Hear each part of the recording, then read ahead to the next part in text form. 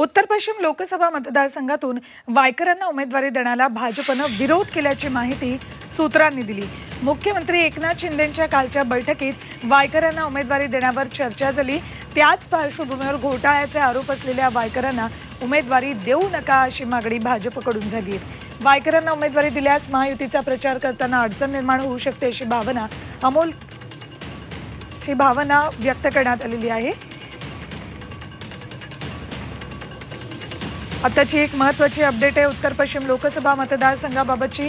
इथून महाविकास आघाडीच्या अमोल कीर्तीकरांविरोधात महायुतीकडून रवींद्र वायकर उमेदवार असण्याची शक्यता आहे। त्याबाबत वायकर आणि मुख्यमंत्र्यांमध्ये चर्चा झाल्याचं सुद्धा कळतंय।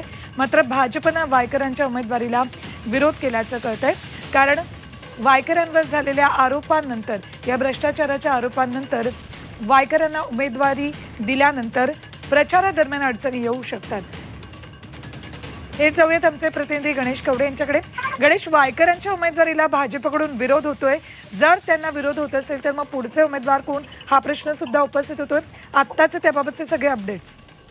सुवर्ण, नक्कीच उत्तर पश्चिम मतदारसंघामध्ये ज्या पद्धतीने अमोल कीर्तीकर यांना उमेदवारी दिल्यानंतर त्यांच्यावर देखील ईडीचे आरोप आहेत, अशा पद्धतीचा प्रचार सध्या करण्यात येतो। आणि दुसरीकडे रवींद्र वायकर यांना जर उमेदवारी दिली तर यांच्यावर देखील ईडीचे आरोप आहेत। त्यामुळे या दोघांमध्ये आहेत ते प्रचाराकर्त्यावेळेस कार्यकर्त्यामध्ये संभ्रम निर्माण होऊ शकतो, कारण की जर अमोल कीर्तीकर यांच्यावर ईडीचे आरोप करत असतील तर विरोधक देखील त्याच पद्धतीने ईडीचे आरोप करू शकतात। आणि यासाठीच कुठेतरी रवींद्र वायकर यांना उमेदवारी देऊ नये असं भाजपकडून देखील आहे तो विरोध होताना पाहायला मिळतो। त्यामुळे रवींद्र वायकरांना जर उमेदवारी नाही दिली तर त्यामुळे संजय निरुपम सध्या काँग्रेस पक्षातून बाहेर पडलेले आहे। त्यामुळे संजय निरुपम यांना पक्षात घेऊन एकनाथ शिंदे उमेदवारी देतात का हे देखील पाहणं गरजेचं आहे, का कलाकार कुठला घेऊन येतात हे देखील पाहणं गरजेचं आहे, कारण की 2 ते 3 कलाकार आहेत यांना देखील त्यामुळेच आता उत्तर पश्चिम मुंबईतून कुणाला उमेदवारी मिळणार याची उत्सुकता आहे। धन्यवाद गणेश संपूर्ण माहितीसाठी।